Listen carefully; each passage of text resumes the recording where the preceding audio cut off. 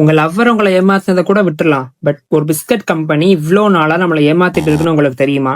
This is day 19 of 30 days 30 tales பாகம் 2. Parle-G biscuit company கிட்டத்தட்ட 23 வருஷமா ஒரே பிரைஸ்ல தான் அவங்களோட பிஸ்கட்ஸை சேல் பண்ணிட்டு இருக்காங்க. இங்கதான் அவங்க கிளவரான பிரைசிங் ஸ்ட்ராட்டஜியை யூஸ் பண்ணியிருக்காங்க. அண்ட் அதுக்கு பேர் தான் ஷ்ரிங்க்ஃப்ளேஷன். அதாவது ரா மெட்டீரியல்ஸோட பிரைஸ் இன்க்ரீஸ் ஆகும்போது ப்ராடக்டோட பிரைசிங்கை இன்க்ரீஸ் பண்ணுனா கஸ்டமர்ஸை லூஸ் பண்ணிடுவோம் அப்படிங்கிறதுக்காக இந்த ஸ்ட்ராட்டஜியை யூஸ் பண்ணியிருக்காங்க. ஏமாத்தி போட்டாங்க பெரியப்பா. சேம் பிரைஸை வச்சு குவான்டிட்டி டிக்ரீஸ் பண்ணியிருக்காங்க.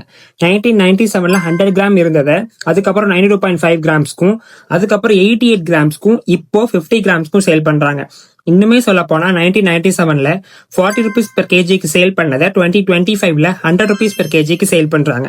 இவங்க மட்டும் இல்ல, நிறைய கம்பெனிஸ் இப்படித்தான் பண்றாங்க. இவங்கள மாதிரியே நல்லா வாழைப்பழம் மாதிரி பேசியே எல்லாரும் ஏமாத்துற அந்த ஃப்ரெண்டுக்கு இந்த வீடியோவை மிஸ் பண்ணாம தட்டி விட்டுருங்க.